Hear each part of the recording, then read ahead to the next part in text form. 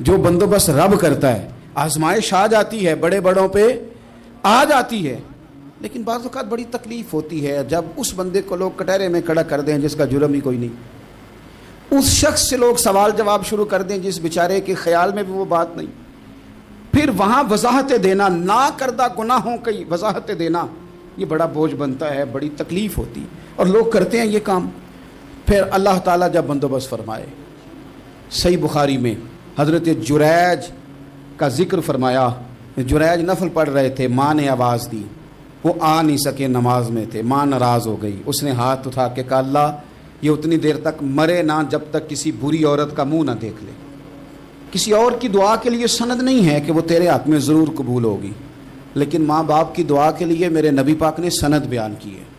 سید عالم صلی اللہ علیہ وسلم فرماتے ہیں جب بھی ماں باپ اولاد کے لیے ہاتھ اٹھاتے ہیں رب ضرور قبولیت کا شرف عطا کرتا ہے۔ تو جہاں سند موجود ہے نا، کچھ افتتاح ابا جی سے بھی کرا لینے چاہیے، کچھ کام شروع کرنے سے پہلے صرف اماں سے ہی دعا کرا لینی چاہیے، یہ والا افتتاح بھی بڑے کام کا ہے کیونکہ یہاں سند بیان کر دیا میرے نبی کریم۔ تو جناب جریج کی ماں ناراض ہو گئی، کہنے لگی اللہ اس نے میری بات نہیں سنی، اب تھے تو وہ نیک، لیکن رب کریم کی حکمت کا تقاضا ہے، ماں کی دعا کو بھی قبول کرنا تھا، اللہ نے آزمائش میں مبتلا کر دیا۔ والدہ تو چلی گئیں، وہ ایک خیمے میں، ایک کٹیا میں، ایک جھونپڑی میں عبادت کرتے تھے، اللہ کو یاد کرتے تھے، رب رب کرتے تھے، اور لوگ ان کی بڑی تعریف بھی کرتے تھے، لوگ ان کے ارادت مند بھی تھے، عقیدت مند بھی تھے، اہل محبت بھی تھے۔ ایک عورت آ گئی، بس وہ اللہ کی حکمت پوری ہونی تھی، اس نے آ کے پہلے تو انہیں اپنی طرف مائل کرنا چاہا، جب نہ مائل ہوئے تو الزام لگا دیا۔ یہ ہمارے دور کا تقاضا ہے، لوگ پہلے آپ کو اپنے حق میں قائل کرتے ہیں، اپنی فرما برداری میں لانا چاہتے ہیں، اگر آپ نہیں آتے تو پھر وہ آپ کو مجرم قرار دے دیتے ہیں، یا میرے ساتھ چل ورنہ پھر میں تیرے خلاف پراپیگنڈا کروں گا، دو ہی باتیں۔ پہلے اس نے قائل کیا، جب جناب جنید قائل نہ ہوئے تو اس نے قریب ایک چرواہا تھا، اس چرواہے کے ساتھ جا کے منہ کالا کیا، مقررہ وقت پہ بچہ پیدا ہو گیا۔ لوگوں نے کہا کس کا ہے؟ کہنے لگی اس خانقاہ میں، اس حجرے میں عبادت کرنے والے کا ہے۔ اگر کسی دیندار پر ذرا سا بھی الزام لگ جائے تو آپ یقین کریں کہ بڑے بڑے خوفناک لوگ بھی نیک ہو جاتے ہیں، جن کا اپنا سارا ماضی کالا سیاہ ہو وہ بھی اجالوں کے راہبر بن جاتے ہیں، جن کی اپنی زبانیں ساری زندگی آلودہ رہی ہوں وہ بھی بڑے بڑے اعلیٰ سچ بولنے لگتے ہیں۔ اعلیٰ کچے میرے مکان کی دیوار کیا گری، لوگوں نے تو میرے صحن میں رستے ہی بنا لیے۔ بڑے لوگ آ جاتے ہیں پھر بڑا کچھ کرتے ہیں اور بڑے بڑے خوفناک جملے کستے ہیں، بس کو نقطہ جو ہاتھ آ گیا ایسا جیسے گرنے کا انتظار کر رہے تھے۔ اب جناب لوگ اٹھے، احتجاج شروع ہو گیا، شور پڑ گیا، یہ بابا بڑا نیک بنتا تھا، نفل پڑھتا تھا، عبادتیں کرتا تھا، دیکھو اس کا حال کیا ہے کہ اس نے ناجائز بچہ پیدا کیا۔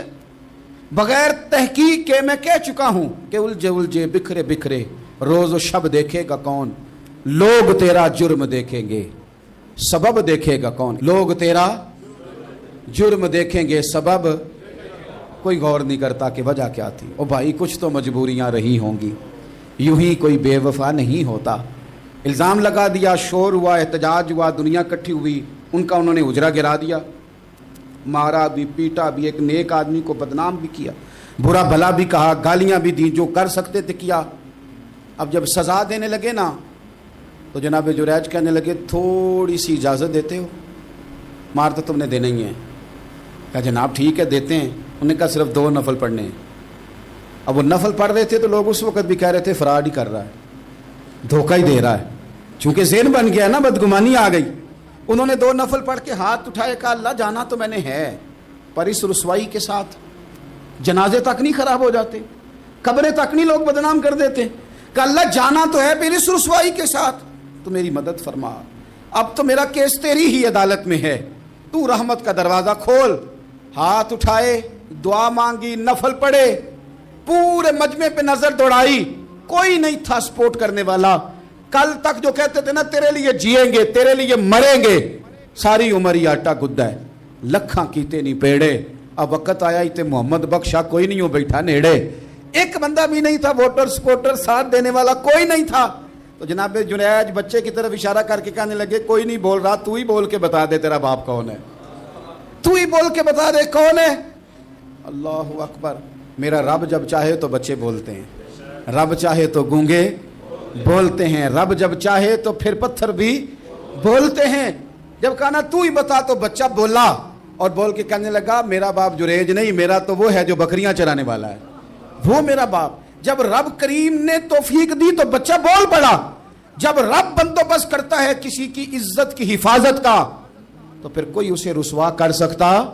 یاد رکھنا، جب رب محافظ ہو تو پھر لوگوں کا پراپوگنڈا وہاں کچھ کر سکتا؟ لوگ کئی دفعہ بڑا گہرا جال بنتے ہیں، سازش کا رنگ بڑا گہرا ہوتا ہے، عام سادے آدمی اس کو سمجھ نہیں پاتے، اس پراپوگنڈے کا حصہ ہو جاتے ہیں، انہیں پتہ ہی نہیں چلتا یہ بات دراصل کیا کی جا رہی ہے۔ یہ کتنی گہری حسد کی آگ ہے جس کو لوگ بغض کے ساتھ ہوا دے رہے ہیں، اپنی عداوت کے ساتھ اس کو زیادہ جلا رہے ہیں۔ حضرت سیدنا عائشہ صدیقہ رضی اللہ تعالیٰ عنہ بیان کرتی ہیں، اور لطف کی بات یہ بھی بخاری میں موجود ہے۔ میں نے جناب جنید کا قصہ عرض کیا تو بخاری سے، یہ عرض کر رہا ہوں تو بخاری سے۔ یہ واقعہ میں حضور کی امت کے کسی ولی کا بیان کرتا تو لوگوں نے کہنا تھا ہماری سمجھ میں نہیں آتا۔ بعض لوگوں کا خیال ہے کہ داتا صاحب کی کرامت بھی نبی پاک کی بیان کریں۔ او خدا کے بندوں کو خیال کرو، داتا صاحب تو کئی سو سال بعد آئے ہیں، وہاں اگر کوئی کرامت ہوگی تو حضور بیان کریں گے؟ اگر نبی کریم نے پچھلے بنی اسرائیل کے ولیوں کی کرامتیں بیان کر کے تمہیں بتائی ہیں تو اس کا معنی یہ ہے کہ اگر وہاں اللہ یہ شان عطا کر سکتا ہے تو تم تو امتوں کی سردار امت ہو، ان پر تو نیرا فضل ہے، تم پر تو رب کا فضل کبیر ہے۔ تو بس لوگ سمجھنے کو تیار نہیں، پچھلوں کی مان لیتے ہیں۔ جناب آصف بن برخیہ کی کرامت جو سورہ نمل میں آئی وہ تو مانیں گے، پر غوث پاک کی کرامت یہ پتہ نہیں عجیب فلسفہ ہے، اور کس طرح کا فلسفہ ہے یہ سمجھ سے بالاتر ہے کہ بنی اسرائیل کا کوئی ولی ہو تو اس کی کرامت ہو سکتی ہے اور نبی پاک کی امت کا ہو تو اس کی ہو ہی نہیں سکتی۔ کیا معنی ہے اس بات کا؟ اور لوگ ہیں کہ داد و تحسین دے رہے ہیں، واہ واہ کر رہے ہیں۔ اللہ تعالیٰ سمجھنے کی توفیق عطا فرمائے۔ حضرت عائشہ صدیقہ رضی اللہ تعالیٰ عنہ فرماتی ہیں ایک عورت تھی اور اسے نبی پاک صلی اللہ تعالیٰ علیہ وسلم نے وہ کلمہ پڑھ کے مسلمان ہوئی، مدینہ طیبہ آ گئی تو حضور نے مسجد نبوی شریف میں اس کے لیے مکان، ایک سادہ سا کمرہ ساتھ مسجد کے بنوا دیا، وہیں رہنے لگی۔ اکثر وہ سیدہ طیبہ کے پاس آتی تو حضرت عائشہ صدیقہ رضی اللہ تعالیٰ عنہ فرماتی ہیں وہ بڑی باتیں سناتی اور آخر میں کہتی وہ ہار والا دن بھی بڑا عجیب دن تھا اور میرے رب کی قدرتوں کا دن تھا، وہ بھی بڑا عجیب دن تھا۔ سیدہ عائشہ صدیقہ رضی اللہ تعالیٰ عنہ ایک دن فرمانے لگی کہ تو ہار والے دن کا بڑا ذکر کرتی ہے، وہ کیا دن تھا؟ تو خاتون کہنے لگی اماں جی وہ دن تھا جب میرے رب پر بھروسہ اور مضبوط ہو گیا، جس دن میرا اپنے رب پر توکل اور بڑھا، میرے ایمان میں یقین میں اور پختگی آئی۔ کہنے لگی میں ایک گھر کی کنیز تھی، نوکرانی تھی، اس گھر میں ایک بچی تھی جس کے پاس سونے چاندی ہیرے جواہرات کا ہار تھا۔ اس زمانے میں نا چمڑے کے اوپر لوگ ہیرے جواہرات لگاتے تھے، کئی دفعہ سرخ رنگ کے چمڑے پہ لگائے جاتے تھے، وہ بچی پہنتی تھی تو کہتی ہیں وہ بچی کے اس نے اتار کے رکھا یا اس سے گرا وہ ہار تو چیل اسے اٹھا کے لے گئی گوشت سمجھ کے اور میرے سامنے اٹھا کے لے گئی۔ گھر والوں نے مجھ سے پوچھا، یہ بخاری میں موجود ہے، گھر والوں نے پوچھا مجھ سے کہ وہ ہار کہاں ہے تو میں نے کہا چیل اٹھا کے لے گئی۔ گھر میں کچھ چوری ہو جائے تو سب سے پہلا الزام کس پہ لگتا ہے؟ ملازمین پہ۔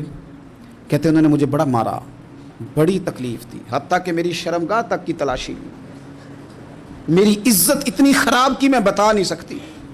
میں نے اپنی زندگی میں ایک واقعہ دیکھا، ایک امیر گھر میں چوری ہو گئی، ملازم کو اتنا مارا کہ وہ چارپائی پہ پڑ گیا، پولیس والوں سے اتنی مار پروائی گئی کہ وہ بیچارہ چارپائی پہ پڑ گیا، اور پھر وہ اتنا بیمار ہوا اور کچھ دنوں کے بعد پتہ چل گیا کہ چور تو اپنا بیٹا ہے ان کا، پھر اس کا انتقال ہو گیا۔ اب وہ سیٹھ صاحب اور گھر والے آ کے نا مرنے والے کے کان میں معافیاں مانگ رہے ہیں، کان میں۔ تو میں نے ان سے پھر کہا تھا کہ یہ تو اب چلا گیا ہے، تمہارا زور چلتا تھا نا تو تم نے قانون خریدا اور تم نے اسے جتنا ہو سکا تم نے اسے مار پڑوائی، تمہارے پاس جو عدالتیں تھیں تم نے وہاں کارروائی کی، اب ایک عدالت قیامت کے دن لگے گی۔ یہ کمزور تھا نا، کچھ کر نہیں سکا۔ میرے نبی پاک صلی اللہ علیہ وسلم نے فرمایا سن لو، اگر سینگ والی بکری نے بغیر سینگ والی بکری کو تکلیف دی ہوگی نا تو قیامت کے دن اسے بھی بدلہ دینا پڑے گا کہ تیرے پاس سینگ تھے اور تو نے اسے مارا تھا۔ وہ خاتون عرض کرتی ہے سیدہ عائشہ کی خدمت میں کہ مجھے بڑا مارا، مجھے تکلیف دی، میں کہہ رہی تھی کہ میرے سامنے چیل لے گئی ہے پر وہ نہیں مان رہے تھے، اماں جی انہوں نے مجھے بڑا مارا۔ حضرت عائشہ صدیقہ کہتی ہیں پھر کیا ہوا؟ کہنے لگی اماں جی جب کوئی میرا مددگار نہ رہا، مجھے تکلیف دے رہے تھے، رسوا کر رہے تھے، تو میں نے اپنے رب سے مدد چاہی میرے رب کی طرف میں نے توجہ کی، میں نے کہا مالک اب تو ہی میرا مددگار ہے۔ کہتی ہے وہ مجھے مار رہے تھے تو وہ چیل جو ہار لے گئی تھی وہی لے کے واپس آ گئی، اور ہمارے سروں کے قریب لا کے اس نے جب اس ہار کو پھینکا، وہ مجھے چھوڑ کے سائڈ پہ ہوئے، وہ میری بے گناہی جان گئے۔ لیکن آپ کو بتاؤں اس دن سے میرا اپنے رب پر یقین اور بڑھ گیا۔ مجھے سمجھ آ گئی کہ جب انسان پورا ٹوٹ جاتا ہے اور جب کوئی چاروں جانب اس کا مددگار نہیں ہوتا تو رب تو ہوتا ہے نا، اللہ تو اس کا مددگار ہوتا ہے نا، وہ تو پھر اپنے اس بندے کی مدد کرتا ہے نا، پھر وہ تو توانائی دیتا ہے نا، وہ تنہا نہیں چھوڑتا، وہ تو آنسوؤں والوں کے آنسوؤں پہ بڑا کرم فرماتا ہے، وہ تو قسم پرسی میں آ جاتا ہے، اس کی رحمت بڑھ کے استقبال کر لیتی۔ تو بھائی جب آپ پر اللہ کی حکمت کے تقاضے پورے ہونے لگیں اور زندگی میں کبھی کوئی ایسا وقت آئے کہ آپ محسوس کریں کہ تنہا رہ گئے ہیں اور کئی اپنے بھی مخالفین کی جماعت میں نظر آنے لگے ہیں، اس وقت پھر دل، روح، زبان اور ذہن کو یکجا کر کے سمجھ لینا کہ جب ساری دنیا ساتھ چھوڑ جاتی ہے تو رب کی رحمتیں اس وقت بھی ساتھ رہتی ہیں اور اللہ کی مدد اس وقت بھی بندے پہ کرم نوازی کرتی ہے۔ ایک اور حدیث سنیں، لطف کی بات یہ ہے یہ بھی بخاری میں ہے، یہ بھی واقعہ بخاری میں ہے۔ اللہ اکبر۔ ایک شخص نے نا ایک بندے سے قرض مانگا، اس نے کہا مجھے قرضہ دو۔ وہ کہنے لگا کہ کتنا قرضہ؟ اس نے کہا 1000 دینار۔ دینار سونے کا ہوتا تھا، درہم چاندی کا ہوتا تھا۔ 1000 دینار چاہیے۔ اس نے کہا کوئی گواہ ہے تیرے پاس؟ غریب کا گواہ بھی کوئی نہیں بنتا، کبھی الجھ جائے نا کو بندہ تو کئی اپنے بھی کہہ دیتے ہیں کہ ہم اس کے قول فعل کے ذمہ دار نہیں ہیں۔ ایک غریب آدمی کو قرض کی ضرورت پڑ گئی، 1000 دینار چاہیے۔ میں کہہ چکا ہوں کہ درہم چاندی کا ہوتا تھا، دینار سونے کا، اب 1000 دینار لینا ہے۔ تو جس بندے سے اس نے کہا، اگرچہ وہ نیک بندہ تھا، اس نے کہا یار 1000 دینار دے دو، تو کہنے لگا کوئی گواہ ہے تیرے پاس؟ وہ کہنے لگا غریبوں کا گواہ کون ہوتا ہے؟ ہاں ایک گواہ ہے۔ کہا کون؟ کہا میرا رب، وہ تیرے اور میرے بیچ گواہ ہے۔ اس نے کہا کوئی کفیل، اگر تو پیسے نہ دے سکے تو وہ بعد میں دے دے، یا تجھے کچھ ہو جائے تو وہ دے دے۔ اس نے کہا کفیل بھی میرا اللہ ہی ہے، میرے پاس اگر ہے تو رب کریم کا نام ہے، اگر اعتماد کر سکتا ہے تو کر لے۔ بندہ نیک تھا، اس نے کہا رب کے نام پہ، رب کی کفالت پہ، اللہ کو گواہ بنا کے میں تیار ہوں تجھے 1000 دینے کو۔ اس نے 1000 دینار دے دیا، وقت واپسی کا طے ہو گیا، وہ چلا گیا پیسے لے کے۔ اس نے پوری محنت کی کہ میں نے وقت پہ پیسے لوٹانے، پوری محنت بھی کر لی، اللہ نے مدد بھی کر دی، پیسے بھی اس تاریخ کو اسے مل گئے۔ بعض لوگوں کا تو لوٹانے کا دل ہی نہیں نہ ہوتا۔ فرمایا حدیث پاک میں کہ تو لوٹانے کا ارادہ کر، رب تیری مدد بھی فرمائے گا۔ لیکن یہاں بہت سارے لوگ کہتے ہیں خیر ہے، ارادہ ہی نہیں، تو پھر جس طرح کا بندے کا گمان ہو رب بھی اسی طرح کا معاملہ فرماتا ہے۔ اس نے پیسے جمع بھی کر لیے اور واپس دینے کو تیار بھی ہو گیا، لیکن راستہ بحری جہاز کا تھا، کشتی کا تھا، دریا کے راستے واپس آنا تھا۔ اب وہ جب آ گیا دریا کے کنارے تو بڑی کوشش کی، پر وہاں اسے کوئی کشتی نہیں ملی۔ وقت پہ پیسے لوٹانے ہیں، سفر کرنا ہے، اب سواری میسر نہیں ہے۔ سوچ سوچ کے پریشان تھا کہ میں نے تو اللہ کے نام پہ لیے۔ اچانک دل میں ایک تجویز آئی، اس نے ایک لکڑی لی، لکڑی کو اندر سے کھولا، 1000 دینار اس میں بھرا، بخاری پڑھ رہا ہوں، اور ساتھ ایک خط بھی لکھا کہ یار میں پیسے پہنچانا چاہتا تھا پر مجھے کوئی چیز نہیں ملی دریا کے اس پار آنے، اللہ کے نام پر تیری طرف روانہ کر رہا ہوں۔ اور یہ کہہ کہ وہ لکڑی دریا میں رکھ دی، وہ لکڑی ڈوب گئی ہے، واپس آ گیا۔ وہ جس نے پیسے لینے تھے وہ عین مقررہ وقت پر دریا کنارے آیا۔ صبح سے سر شام تک اس نے انتظار کیا، دل ڈھلنے لگا تو دل میں خیال آ گیا کہ یار نہیں، اس نے دینے ہی نہیں، جھوٹا وعدہ کر گیا، پہنچا ہی نہیں وقت پہ۔ اب جب واپس لوٹنے لگا تو اچانک دریا میں ایک لکڑی تیرتی ہوئی دکھائی دی، کہنے لگا لے جاتا ہوں، شام کو روٹیاں پکانے کے کام آئے گی، ایندھن بنا کے جلا لوں گا، ہنڈیا پک جائے گی۔ لکڑی اٹھا کے جلانے کے لیے گھر لایا، گمان تھا کہ وہ نہیں آیا وعدہ کر کے، اللہ کو کفیل اور وکیل بنا کے اور گواہ بنا کے پھر بھی نہیں آیا۔ لکڑی لے کے گھر گیا، بخاری ہے، اور جب اس کو چیرا نہ کہ میں اس کی آگ جلاؤں گا، کھولا تو اندر سے 1000 دینار بھی نکل آیا، خط بھی نکل آیا۔ اب ذرا سمجھنا، اس کے دل میں بات کس نے ڈالی کہ تو لکڑی میں پیسے ڈال دے؟ اللہ نے۔ اس بندے کو مقررہ وقت پہ کنارے بھیجا کس نے؟ لکڑی صرف اسی کے ہاتھ آئی تو یہ بندوبست کیا کس نے؟ اللہ نے۔ گھر جا کے چیری تو پیسے بحفاظت اس تک پہنچائے کس نے؟ تو پھر ہمیں بھی توجہ اللہ کی جانب بھی کرنی چاہیے۔ ہمارے پہ دل کی توجہ رب کی طرف ہی ہونی چاہیے نا. ہمیں ادھر ادھر جانے کی, دیکھنے کی, بندوں پر غور کرنے کی ضرورت کیا ہے؟ وہ پیسے پہنچ گئے, یہ وہاں اپنی جگہ پہ پریشان تھا, اس نے 1000 دینار اور جمع کیا. پھر دوبارہ ایک دن دریا کنارے آیا, کشتی مل گئی, بیٹھ کے اپنے اس بھائی کے پاس آیا, کہنے لگا دیکھنا مجھ پر بدگمان نہ ہونا, پیسے اس تاریخ کو بھی جمع کر لیے تھے. دریا پہ آیا تھا پر کشتی نہیں ملی تھی. پھر میں نے نا لکڑی میں ڈال کے خط ڈال کے تیری طرف بھیج بھی دیے تھے, لیکن آج میں پھر لے کے آ گیا ہوں. وہ کہنے لگا خوش ہو جا, جس رب کو تو نے میرا اور اپنا گواہ بنایا تھا اس رب نے میرے تک پہنچا بھی دیے ہیں. جب لوگ اللہ کو گواہ بناتے ہیں, رب کی جانب اپنی توجہ کرتے ہیں, اپنی چاہتوں, خواہشات اور اپنی ساری چٹھیاں اپنے رب کریم کی رحمت کی طرف روانہ کرتے ہیں, پھر اللہ اپنے بندوں کو مایوس نہیں کرتا. اللہ اپنے بندوں کو نواز دیتا ہے. اللہ تبارک و تعالیٰ اپنے بندوں پہ کرم نوازی کرتا. او سنگیو, ساری امیدیں سیٹھوں, نوابوں, دنیا داروں سے کیوں وابستہ کرتے ہو؟ ساری توجہات کا مرکز کیوں ان لوگوں کو بناتے ہو جو تمہیں دنیا میں مضبوط نظر آتے ہیں؟ اپنی توجہات کا مرکز اپنے خدا کو بنائیے, اپنے مالک کی جانب اپنی ساری خواہشات کا رخ پھیر دیجیے, اپنی توجہات اپنے رب کی جانب کر لیجیے.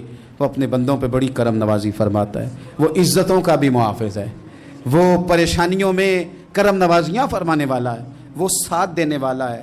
وہ اس کی رحمت قریب آ کے بندے کو سہارا دیتی ہے.